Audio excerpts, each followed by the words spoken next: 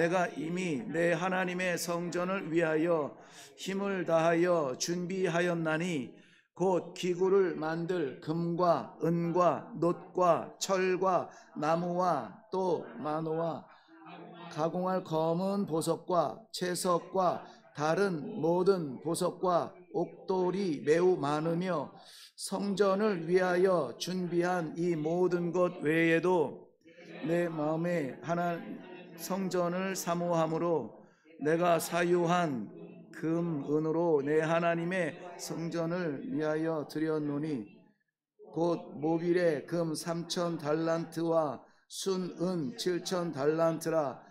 모든 성전 벽에 입히며 금, 은, 그릇을 만들어 장인의 손으로 하는 모든 일에 쓰게 하였노니 오늘 누가 즐거이 손에 채워 여호와께 드리겠느냐 하는지라.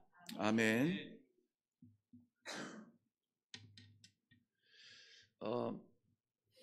주목할 것은 본문 안에도 있지만 본문의 배경입니다.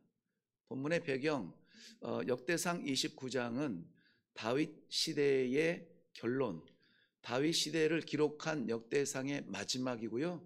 역대하는 그 아들 솔로몬의 시대가 열리는 것을 선포합니다. 그러니 인생의 가장 중요한 마지막 기록이 무엇일까? 저는 감히 지금도 마음은 있지만 너무 자주 말하면 긴장하실 것 같아서 그저 한두 번 말씀하고 말았는데요.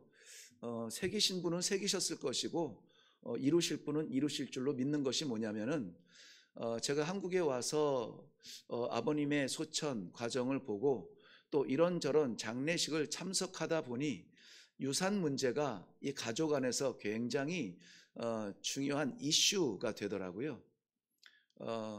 장례는 정성으로 치르지만 그런데 그들 마음속에는 여전히 계산할 것이 남았어요.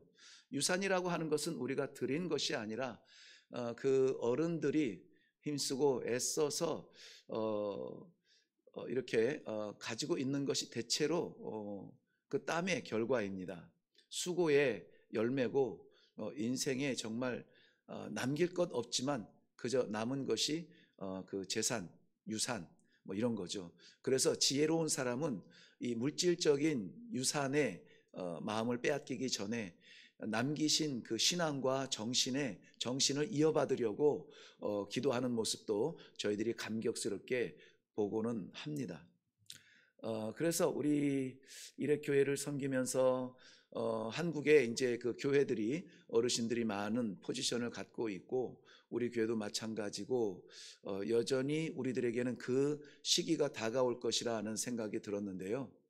자연스럽게 그렇게 되겠지만 마음이 급해서 제가 그 성급하게 말씀 가운데 나눈 제 마음의 메시지가 있는데 혹시 기억하실지 모르겠지만 우리 소천하실 때 세상에 하나님께서 주신 그 기회의 삶을 다 마치고 하늘나라 갈 때에 자손들을 위하여서 유산을 남기는 것도 좋지만 자손들을 위한 물질적 유산의 10분의 1은 하나님의 성전에 드리도록 기도하는 것 어떻겠습니까? 제가 이런 말씀을 초창기예요. 정말 그때는 가릴 것 없었고 할 때에 그런 말씀을 나눈, 지금도 변치 않습니다. 우리 교회 그런 전통이 세워졌으면 좋겠어요. 절대 저는 약속드리는데 우리 어르신들이 남긴 유산 가지고 제 살에 1원도 올리지 않을 겁니다. 그러나 선교하는 일에 마음껏 쓰고 싶고 선교회사의 그 자녀들을 위하여서 하고 싶은 일도 많고 그런 하고 싶은 일들이 많이 있습니다. 그렇다고 해서 제 그 임기 마칠 때까지 지금 사례로 붙들려고 하지 말고 그거는 다른 헌금으로 알아서 우리 장로님들이 해결할 거고요. 하나님 앞에 드려지는 그 귀한 목적의 헌금은 그렇게 쓸 수 있도록 할 테니까 믿고 맡기시고 하나님 앞에서 맡기신 인생의 열매 전체 11조 주의 재단을 위해서 드렸습니다. 이런 멋진 그러한 그 간증이 오늘 우리가 보는 다윗의 인생의 결말이 아니라 우리 이 시대의 다윗으로 쓰임 받는 성도들에게도 있기를 바라는 마음이 간절합니다. 오늘 말씀을 묵상을 할 때에 이것을 이제 우리 성경 공부를 해야 되는데 참 부담스러운 제목들이 계속 이어지고 있는데요. 오늘만큼은 정말 담대하고도 떳떳하게 말씀드리고 싶은 것이 이러한 인생의 기회를 마무리합시다 하는 마음이에요. 제목이 즐거이 드리자로 되어 있지만은 저는 다윗을 좀 주목하고 싶어요. 다윗의 생애가 하나님 앞에 올려드리는 성전에 대해서 그렇게 부어지고 쏟아진 마음, 이루지 못한 아쉬움 때문에 이런 기록을 남겼다면은 우리 성도님들도 그러한 간절한 마음으로 이 여정을 좀 살아갔으면 좋겠다. 제가 좀 오늘 이런 좀 질문들이 많아져 가지고요. 좀 늦게 출발을 해서 늦게 도착했습니다. 늦게 도착하는데 저 금호인가요? 금호 마을에 이렇게 지나가서 이렇게 좌회전 해야 이쪽으로 들어오잖아요. 이제 신호를 맞았으면 좋겠는데 하고 딱 왔는데 빨간불이에요. 그래서 다음 신호까지 기다려야지, 언제 켜지려나 하는데 눈이 갑자기 딱 밝아지는 한 여인의 파리의 여인을 그 파리의 유명한 거리 뭐죠? 샹젤리제. 그 거리를 걷듯이 걸으셨나 보다. 샹젤리제 거리를 걷는 여인처럼 한 여인이 정말 소리도 안 나게 싹 지나가는데요. 그 우리 권사님이었어요. 그런데 그 모습이 참 얼마나 아름답던지, 나이만 비슷하면은 창문 내리고 뭐 휘파람이라도 불고 싶은 그 아름답고 고상한 걸음으로 어디를 향했겠습니까? 교회를 향하고 있는 모습이었죠. 그러면서 제가 늦어서 막 불안하고 시간은 왜 막히는 거야? 아까 그 내 앞에 천천히 갔던 그 차 이름이 뭐더라? 체어맨인가? 막 원통하고 하다가 마음이 싹 풀어지면서요. 교회를 향한 이 날씨에도 그 걸음을 보았어요. 그 여정이 아름답기를. 네. 우리 이레교회 성도님들의 여정이 다 같으리라고 믿습니다. 감사 생활이라는 박스 안의 내용인데요. 하나님께는 제가 가로를 넣은 거예요. 하나님께 감사 생활은 인간만이 할 수 있는 것이다. 쇼크예요. 쇼크. 감사하는 원래 그 우리 그 공과책에는 감사 생활은 인간만이 할 수 있는 것이다 이렇게 되어 있는데, 사실은 다른 동물도 감사하는 것 같은 느낌을 볼 때가 참 많이 있거든요. 네. 그 특별히 이제 그 우리 애완동물 같은 경우에 늘 밥 주는 이 습관처럼인지 어쩐지는 모르겠지만은 그 눈을 보면은 고마워요, 살려주셔서.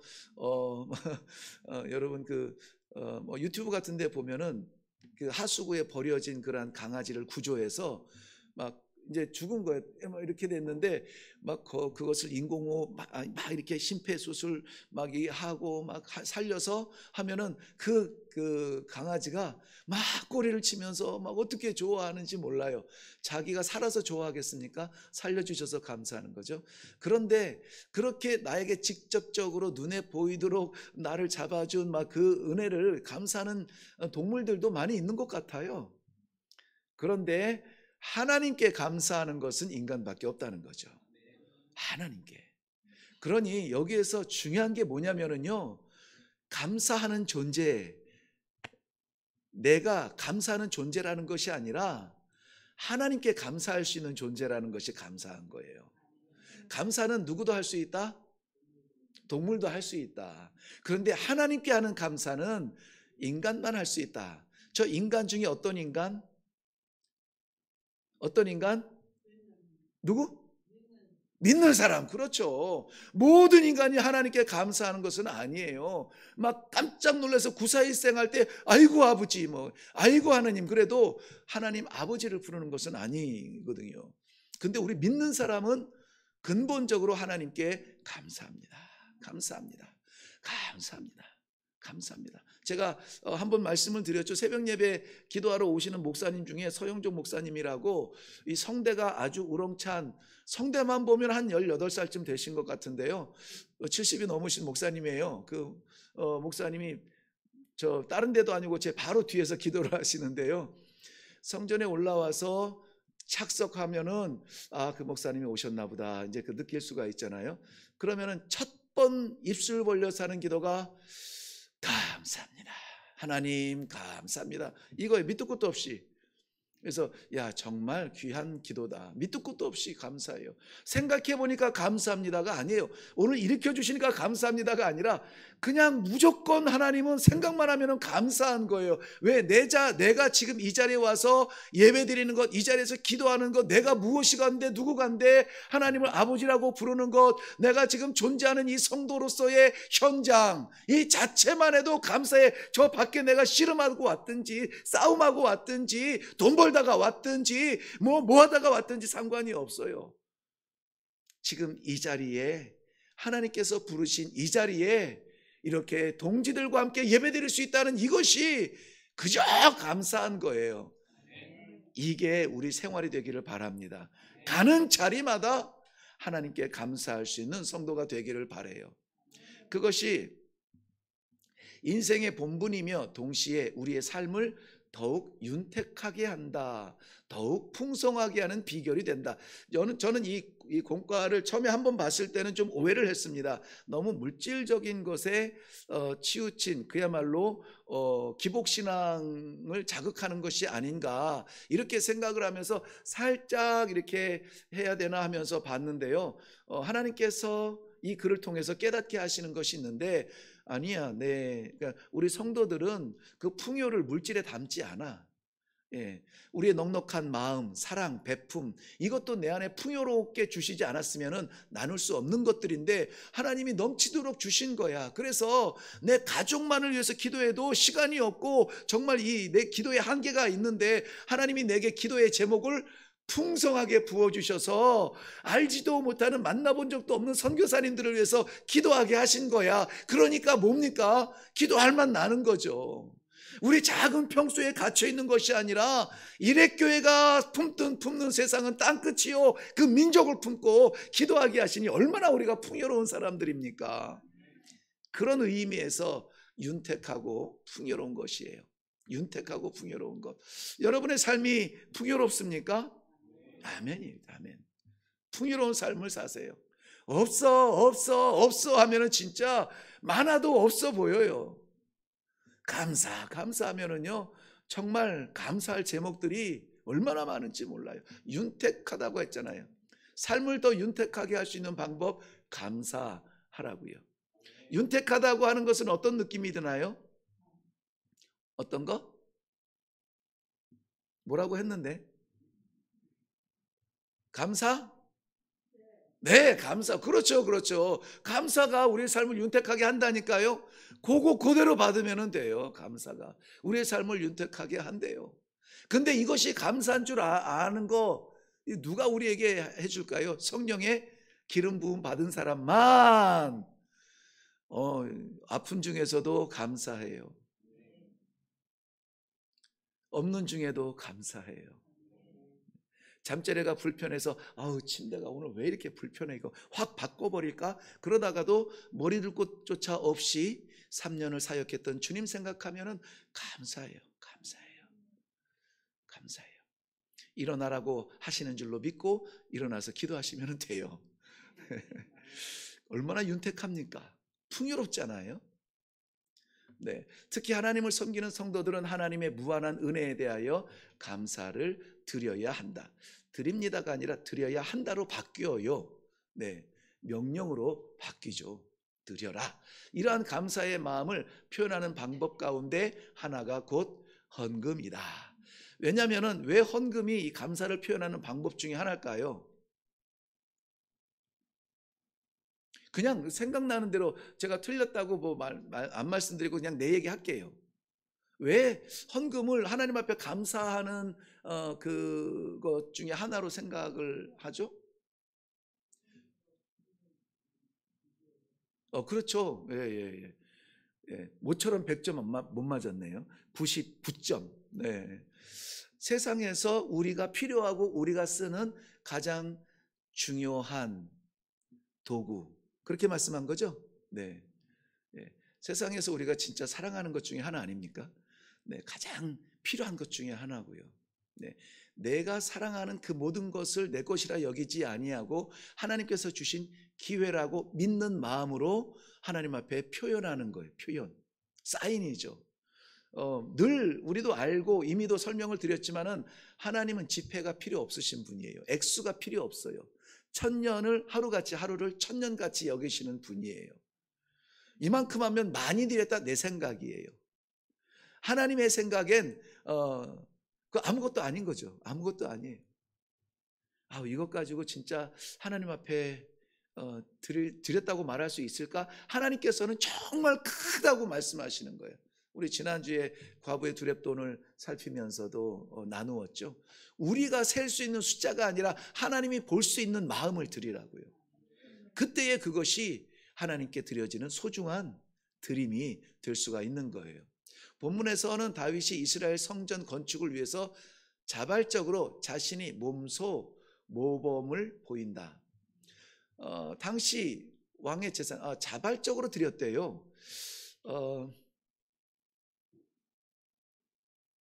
나중에 보겠습니다. 네, 당시 왕의 제사는 왕궁을 유지하거나 위험에 대비하여 반드시 필요한 것이 있었는데 다윗은 이 모든 것을 다 여호와의 전을 위하여 바친 것이다. 다시 말씀드리면은 왕의 위엄은 전쟁의 승리에서 인정받게 되는데요. 전쟁에서 승리해서 거두어들이는 그 전리품들은 왕의 소유가 될 수 있었죠. 그런데 그 전쟁을 이기게 하신 것이 하나님이요, 내가 아니라는 것을 아는 순간 이것은 내 것이 아니구나. 네, 그렇다면 저 다윗이 미련한 겁니까? 자기 것으로 택하지 않은 다윗이 미련한 겁니까? 아니면 하나님께서 허락하셨다는 지혜로운 사람입니까? 후자겠죠. 네, 지혜로운 사람이죠.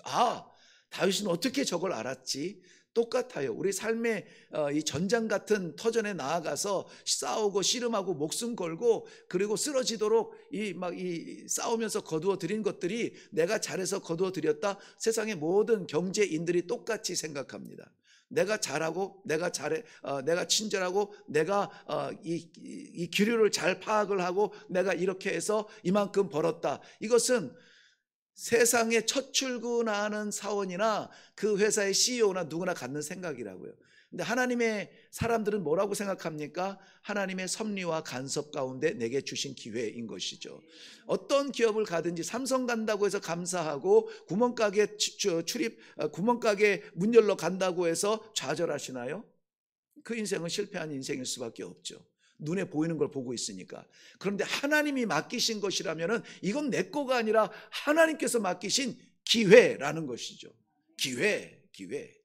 그래서 거기에서 거두어 드릴 수 있는 것도 하나님의 은혜라고 생각을 하는 거예요. 다윗은 그것을 알았죠. 어떻게 다윗은 자신의 생명과도 같은 귀중한 재산을 여호와께 드릴 수 있었나요? 질문을 하면서 박스는 마무리하네요. 어떻게 그럴 수 있었죠? 다윗은 도대체 무슨 생각을 한 거예요? 자기가 지금 오늘 성경에서도 우리가 읽었죠. 솔로몬을 어리고 미약하다고 그렇게 봐요.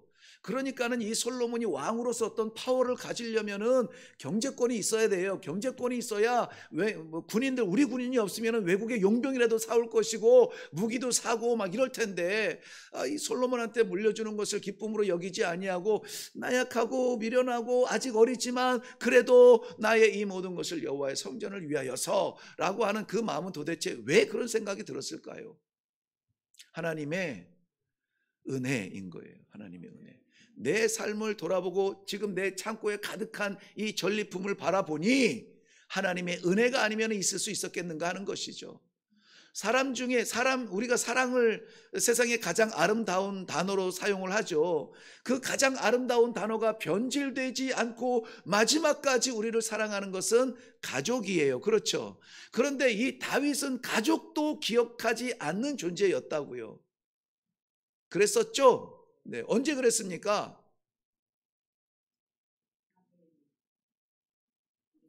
그래, 대신 대답 좀 해주세요. 네. 하나님의 명령을 받고 사무엘이 다음 왕을 뽑기 위해서 베들레헴에 내려가게 되죠. 아니, 왕궁 곁에 있어야 될 제사장이 말이야, 선지자가 왜 왕궁을 떠나서 그 시골 떡집 베들레헴에 가냐고. 이 솔로몬 아니 사울 왕이 눈치챌까 봐 제사를 드리러 내려가는 길에 이새를 찾습니다. 그 나라에 오직 한 분, 영적인 아버지 사무엘. 그 선지자가 자기 집을 신방 오고 방문을 했는데 자녀들을 불러서 축복하겠다 하니 뭐 있는 자식 없는 자식은 못 오겠지만은 다 큰 애부터 다 불러요. 다 부르는데 사무엘도 보기에 정말 이 사람 괜찮은데 아니 하나님께서 하신 말씀 우리가 기억하는 것 있죠. 사람은 외모를 보거니와 나는 그 중심을 보느니라. 중심을 보느니라. 그러니까 지금 좀 이렇게 힘들게 막 삐걱거리면서 올라와도 하나님 앞에 올라온다면은 찬송하면서 올라오세요. 지금 어려운 시험을 당해서 괴로움 가운데 도대체 왜 이러십니까? 눈물을 흘려도 하나님이 보신다면 눈물 닦으세요. 하나님께서 사무엘 선지자, 그 유명한 사무엘 선지자도 눈에 보이는 이새와 그 앞에서 머리 디미는 아들들만 봤지 들에서 양을 치는 목동 막내 다윗은 못 봤잖아요. 그런데 하나님이 그를 불러오게 하시죠. 이 아들들이 전부입니까? 아니요. 한 명 더 있긴 한데 지금 들에서 양 치고 있습니다. 제가 그 문화를 아는 사람으로서 표현한다면 양이나 치고 있는 애가 하나 있긴 있어요. 이런 표현이죠. 그런데 그를 불러오라 해서 기도했을 때에 저의 눈이 하나님을 바라보는 그 눈이 빛나고 아름답고 쓰임받는 종이었다는 것이죠. 그리고 그에게 기름을 붓습니다. 가족도 기억하지 않는 그 아들이 왕으로 된 것, 하나님의 은혜였어요. 이스라엘 그 군대들이 전쟁이다, 나가라 그랬을 때에 도대체 몇 명이 동원이 됐는지 그 머릿수를 제가 기억을 못하지만은 그래도 당시에 이 블레셋이라고 하면은 당대에 뭐 힘께나 쓰는 나라인데요. 전쟁에 나갔는데 모든 이스라엘 군인들이 침만 꼴깍꼴깍 삼키고 있지 나가서 싸우려 하지 않아요. 왜냐하면은 그 이 블레셋 군대 제일 앞장선 사람은 골리앗 거인이 서 있습니다. 조그만한 군대 입대도 하지 못한 그 어린 이 다윗이, 물론 형들이 입대했기 때문에 아버지를 모시라고 집에 남으라고 했다는 그러한 정설도 있기는 합니다만 어쨌든 어린 다윗의 눈에는 너무나 분노했던 거예요. 화가 났던 것이죠. 하나님의 나라, 하나님의 백성이 어찌 저 하나님을 알지 못하는 이방인들에게 조롱을 당하고 있느냐. 자신이 나가겠다. 여차저차해서 나갑니다. 그 거인, 무서울 것이 없는 거인도 창과 칼과 단창, 방패 이런 것들로 무장한 투구를 쓰고 나오지만 다윗은 나갈 수 있었던 그 유일한 무기가 있었죠. 뭐였습니까? 하나님의 이름이었어요. 너는 칼과 창과 단창으로 내게 나오지만 나는 살아계신 여호와 하나님의 이름으로 내게 나아가노라. 일로 던질까? 절로 던질까? 막 이렇게 폼 잡으면서 간 게 아니에요. 성경의 표현에 의하면은 달려갔다 하는 표현이 있어요. 달려갔다. 자, 이것은 하나님의 은혜예요. 정말. 근데 한번 내가 바위에 부닥치는 심정으로 한번 가서 부닥쳐 보려고 빵 부닥쳤는데 깽 하고 넘어진 것이 아니라 정말 자기 발 밑에 골리앗이 눌려져 있었고 그 칼을 뽑아서 그 머리를 치게 되는, 생각해 보니 이것은 하나님의 은혜가 아니면은 안 되는 거예요. 저는 주일학교를 가르치는 사람들에게, 특별히 이제 신학생들에게 가서 뭐 다윗이 물맷돌 5개를 준비했는데 평소에 양을 지키기 위해서 이걸 얼마나 연습했겠냐. 너희들도 실력을 쌓아야 돼. 그래야 쓰임 받을 수 있어. 그런 얘기 좀 하지 말라고요. 그런 얘기 좀 하지 말라고. 물맷돌 5개가 하나는 뭐고 막 몇 번을 돌리고 그런 것 좀 하지 말라고요. 마지막에 이 골리앗의 머리를 친 것은 골리앗 자기가 자랑하고 있던 큰 칼, 들지도 못하는 그 큰 칼이었다고요. 그리고 그에게 달려갈 수 있었던 것은 하나님이 주신 담력이었어요. 여러분, 세상이 두려우십니까? 여러분의 인생 삶에 그 노년이 두려우십니까? 이 재정적 불안이 여러분 두려우세요? 아직 무엇에 대한 불확신이냐면 하나님의 은혜에 대한 불확신이에요. 하나님의 은혜가 나를 덮고 있다는 확신만 있으면 그것에 대한 두려움이 아니라 내가 너에게 하나님의 이름으로 달려가노라, 달려갈 수 있다니까요. 그래서 이번 과에서 우리가 꼭 기억해야 되는 것, 꼭 기억해야 되는 것, 잊지 말아야 되는 것, 다른 얘기로 갔다가 또 돌아와서 또 얘기해야 되는 것, 그것은 무엇이냐면은 이 즐거이 드림에 대한 헌금에 대한 이야기지만은 여러분 철저하게 이 모인 그 공동체 모인 그 두세 사람 모인 그 자리에서 꼭 새기고 돌아갔으면 하고 아주 바늘로 파고 싶어하는 그 말씀이 뭐냐? 하나님의 은혜, 하나님의 은혜, 이것을 은혜를 받고 받아먹고 아우 너무 감사해요, 주세요, 또 주세요, 오늘도 은혜, 내일도 은혜 아니면 살 수 없는 것은 맞아요. 그런데 우리는 항상 왜 이 받는 데에만 우리 자리를 차지하냐고요. 은혜 받고 복음 받고 구원 받고 막 이것도 받고 저것도 받고 사랑도 집에서도 뭐 사랑받고 뭐 교회에서도 사랑받고 막, 그럼 받는 존재가 아니라고요. 우리는 주는 존재지.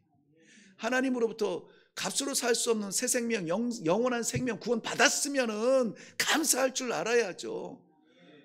우리는 이미 받았잖아요. 그런데 하나님께서는 우리를 받고 간직하라고 하는 저수지 용도가 아니라 받고 나누어서 너를 통해서 이 땅의 민족들이 이 복음, 이 사랑, 이 은혜를 좀 맛 좀 보게 해달라고 우리를 통로로 쓰고 계시는 거예요. 이게 교회고 이게 성도예요. 본질입니다. 본질. 모양은 다양할 수 있어요. 근데 본질은 그래요. 그래서 많이 받는 것 자랑하는 그러한 성도 문제가 있어요. 많이 모이는 것을 자랑하는 교회 문제가 있어요. 교회는 많이 모이는 것을 자랑하지 말고 많이 흩어지는 것을 자랑해야 된다고요. 많이 흩어지는 것을. 선교지로 흩어지고 섬기는 자리로 흩어지고 사회 봉사의 자리로 흩어지고 기도의 자리로 흩어지고 많이 흩어지라고요. 예배 한번 딸랑 드리고 나서 요거 간직해가지고 막 연명 그 생명줄 붙들듯이 살지 말고, 이것은요 희한합니다. 이 생명 복음은요 주면은 뺏기고 나는 없어질 것 같은데 성경에서는 그렇게 말하지 않아요. 내게 있는 이 복음 한 덩어리 포기하고 줘버리면 30배, 60배, 100배의 결실을 맺는 것이 성경적 질서고 하나님의 약속이에요. 큰일 나는데 다음 달 나는 죽는데 막 이래가지고 막 움켜잡고 있지 말라고요. 우리 교회 성도들이, 저는 그래서 지난주 몇 명 모였어요? 별로 그렇게 우리 전도사님한테 물어보진 않아요. 대신에 이제 성도들을 관리하니까는, 전도사님이 관리하고 있으니까는 관리 차원에서 신경을 쓰고 있나 안 쓰고 있나 시험해 볼 때 몇 명 모였어요? 이렇게 물어볼 때는 있어요. 근데 그 숫자가 중요한 것은 아니에요. 흩어져서 다 은혜 받고 자기네 집에 가둬놓으면은 그 무슨 의미가 있습니까? 그래서 이 은혜는, 받은 은혜는 반드시 나눠야 된다. 그런데 이 나누는데 감사로 나누라는 것이죠. 감사로, 감격으로 나누라는 거예요. 억지로 하지 말고. 오늘 내용 전부가 그 얘기예요. 다윗의 드림에 대한 얘기인데요, 전부 그 얘기입니다. 감사로 드리고, 또 중요한 것, 요거 하면 이제 나머지는 읽어가면서 마칠게요. 하나님의 은혜를 감사하고 감사로 드려요. 누구에게 드립니까? 하나님 지폐가 필요 없으신데 드리는 마음을 보신다고요. 그래서 얼마를 드리느냐, 액수가 중요합니까? 드리는 것이 중요하다고요. 드리는 것이. 그래서 하나님께 드린다. 헌금은 누구한테 드린다? 하나님께 드린다. 네, 이게 이 계수하시는 재정부의 집사님과 장로님이 이름을 다 볼 텐데, 이거 목사님이 이 명단을 다 볼 텐데, 이런 거 하지 말고요. 이런 거 하지 말고 하나님께 드린다는 마음으로 드려야 된다는 것이죠. 물질뿐만이 아니라, 헌금뿐만이 아니라 우리의 시간도 건강도 사랑도 우리가 받은 것을 드릴 때에는 하나님께 드린다는 심정으로 드리는 것입니다. 자, 끝났고요. 이제 한번 1, 2, 3 무엇을 한번 얘기하는지만 볼게요. 자, 하나님의 무한한 은혜에 대한 감사 때문이었다. 다윗이 그토록 인생의 마지막 결론을 하나님의 성전에 목매단 사람처럼 그렇게 이야기한 이유가 뭐냐 이거죠. 왜 그 전쟁에 목숨 걸고 모은 그 모든 것을 주의 제단을 위해서 성전 건축 자기가 할 것도 아닌데, 자기가 하면 자기 이름이라도 머릿말에 이렇게 쓸 텐데 그것도 아니에요. 그래서 우리는 뭐라고 기억합니까? 솔로몬의 성전 이렇게 기억하잖아요. 그런데 솔로몬이 성전을 건축할 수 있도록 모든 재료와 모든 것을 다 누가 준비합니까? 다윗이 준비하잖아요. 다윗의 감사는 무엇 때문에 말씀드렸습니다. 은혜 때문이죠. 은혜. 흔히 일어나는 문제 가운데 하나는 헌금으로 인한 시험이 있는데요. 어떤 것이든지 시험이 버거우면 나누면 가벼워집니다. 버거운 시험은 반드시 나누세요. 그래서 바른 신앙을 가지고 있거나 아니면은 구역이나 아니면 교역자들과 나누면 돼요. 헌금은 하나님의 무한한 은혜에 대한 감사의 표현이어야 한다. 축복은 그 다음이 문제다. 순서가 바뀌었죠? 우리는 축복을 받고 감사해서 하나님께 하나님 감사하고 이렇게 감사 헌금을 드린다든지 뭔가를 하는데 순서가 바뀌었어요. 하나님의 은혜에 대한 감사로 헌금을 드릴 때에 축복은 뒤따라온다는 것이죠.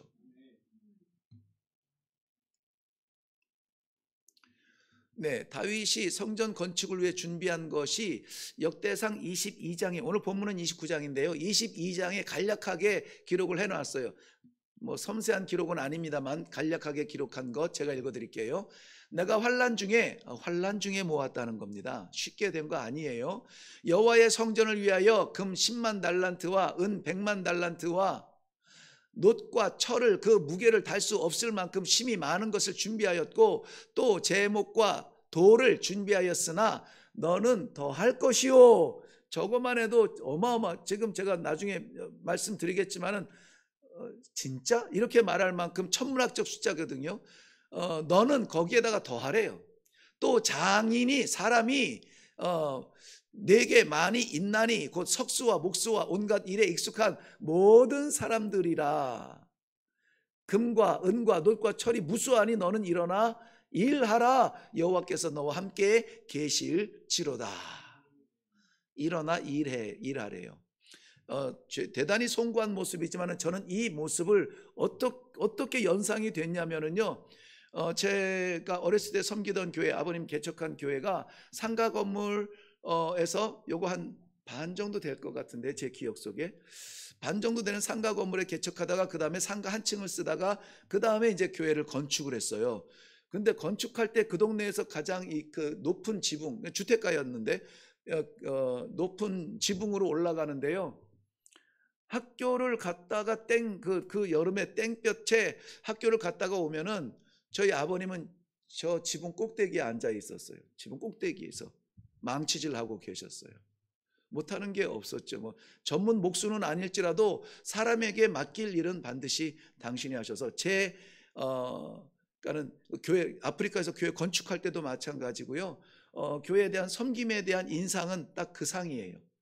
건축 중인 뼈대만 나무만 이렇게 있었죠. 뼈대만 있는 교회 꼭대기 지붕에 올라가 걸터 앉아 망치로 두들기는 아버지가 제 목회자 목사 상이에요. 그래서 목사가 이렇게 말로만 하는 것이 아니라 친히 막 직접 자기 일로 보여주는 것을 저는 아무튼 그 본으로 여기고 그렇게 하고 있습니다. 여기에서 일어나 일하라 할 때는 사역자들의 어떤 그 정신을 볼 수가 있어요. 일어나 일하라. 다 준비됐다. 근데도 안 하고 도대체 어느 때를 기다리는지는 모르겠지만은 제가 마음이 좀 가라앉고요. 제가 좀 마음이 동하면은요. 그 인격이 동함보다 하나님의 부르심이 더 분명한데 여전히 우리는 마음이 동할 때까지 기다리지 마시고요. 네, 일어나 일할 때입니다. 자, 준비한 것을 보면은 첫째는 돌을 준비했고요. 둘째는 첩과 노를 준비했고 셋째는 백향목 나무를 준비합니다. 다윗 왕이 이미 금 10만 달란트, 은 100만 달란트, 놋과 철과 돌과 목재를 그 무게를 달 수 없을 만큼 준비했다고 했는데요. 한번 그 가치를 환산해 볼까요? 놀라실걸요? 예. 은 한 달란트, 탈렌트라고 하죠. 은 한 달란트는 6천 드라크마 이고요. 금 한 달란트는 은 한 달란트의 15배, 즉 은 15달란트가 금 1달란트죠. 그래서 은 100만 달란트는 약 60억 드라크마에 해당하고 금 10만 달란트는 90억 드라크마에 해당을 하는데요. 1 드라크마가 노동자 하루의 품삯이라면은 저는 보통 10만 원 계산하는데요. 이분은 노동자 하루 품삯을 6만 원씩 잡았대요. 좀 오래된 자료 같아요. 6만 원씩만 잡아도 금 10만 달란트는 5,400조? 맞아요? 저 두들겨 볼래다가 시험 들까봐 안 두들겨 봤는데요. 해당하고 은 100만 달란트는 3,600조에 해당하는 엄청난 금액이라는 것이죠. 저는 꼭 이걸 산술적으로 계산하고 싶지는 않아요. 왜냐하면 다윗이 나가서 전쟁을 할 때마다 이겼거든요. 할 때마다. 그러니까는 사울은 천천히요, 다윗은 만만이라고 했어요. 그러니 한번 전장에서 이겨서 거두어 드리는 것만으로도 얼마가 될까요? 그런데 전쟁을 할 때마다 이겼더니 뭐 인정. 그렇지만 진짜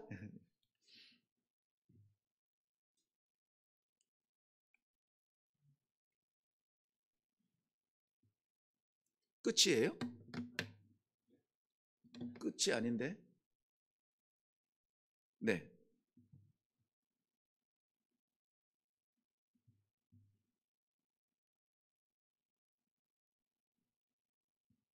얘하고 얘랑 두 개를 해야 되니까는 너무 이게 혼란스럽네요. 네, 첫째, 힘을 다하여 드리고 있다. 힘을 다하여 드리고 나머지 가지고 하지 않았다. 우리 교회 이미 익숙하죠? 하나님의 일은 나머지 가지고 하는 거 아닙니다. 네, 힘을 다하여 다윗은 하나님의 전을 짓기 위해 힘을 다하여 성전에 쓸 기구를 예비하였습니다. 이것이 하나님의 은혜에 대한 감사의 표현이에요. 네, 감사의 표현.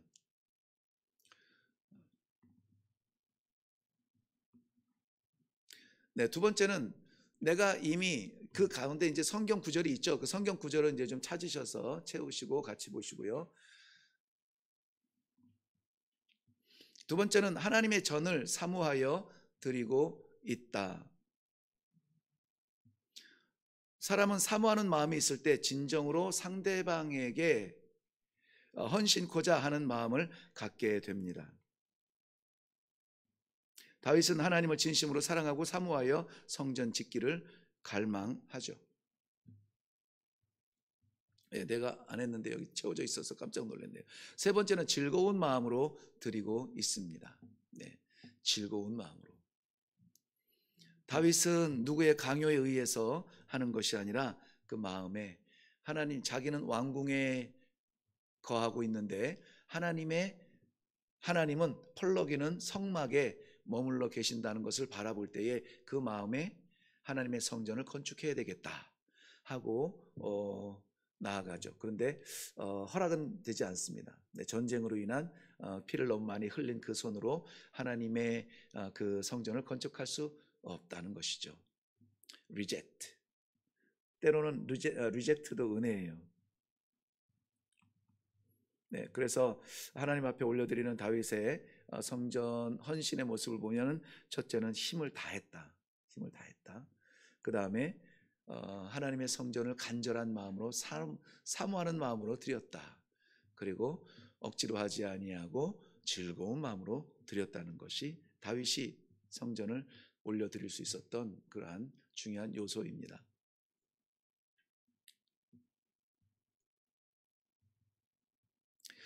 네, 하나님의 헌금에 대해서 우리가 말할 때는 좀 조심스러울 수밖에 없습니다. 왜냐하면 지금 세상에서 제일 가는 가치는 물질이거든요. 예, 물질 때문에 사람 인격이 좌우되는 시대라서 이것은 자칫 건들면 상처받고 떠나면 어떻게 이래서 잘 못하는 부분이기도 하는데요. 그럼에도 불구하고 오늘 이렇게 하나님께서 2주간 걸쳐서 헌금에 대하여서 말씀해 주고 있는 것은 우리가 어떠한 헌금을 드리고 있느냐를 돌아보게 하시고 나의 헌금은 내 정성이냐 하나님의 은혜에 대한 감사의 표현이냐 하는 것을 깨닫게 하십니다. 여러분, 하나님 앞에 감사합니다 하는 마음으로 이렇게 헌금할 수 있기를 바랍니다. 오늘 혹시 헌금에 대해서 다른 아이디어나 질문이 있으신가요? 나머지는 그 공과책에서 제가 거의 벗어나지 않았습니다. 공과책을 보시면 깨달을 수 있을 거고요. 혹시 헌금에 대해서 네, 그러면은 오늘 중요하게 기억하는 것, 헌금은 하나님께 은혜의 감사, 힘을 다해. 네, 이 구조로 묵상하시고 함께 나누시면 되겠습니다. 기도하겠습니다. 지금 이렇게 주님 전에 올라와서 구별된 부름받은 에클레시아 성도들과 함께 하나님의 말씀하신 헌금에 대한 공부를 할 수 있는 것도 하나님의 은혜입니다. 이 은혜가 아무에게나 주지 아니한 하나님의 택하신 백성들에게 주신 생명 같은 은혜인 것을 믿습니다. 이것을 은혜로 받게 하시고 은혜를 나눌 수 있도록 하시고 하나님 앞에 감사와 영광의 마음으로 올려드릴 수 있는 예배자들이 다 되게 하여 주시옵소서. 다윗의 인생의 마지막 장, 주님의 성전 건축을 향한 간절함이었듯이 우리 맡기신 인생의 마지막 장, 하나님의 나라를 향한 그 마지막 믿음의 확실한 유산이 남겨질 수 있도록 축복하여 주시옵소서. 감사드립니다. 예수님 이름으로 기도하옵나이다. 아멘.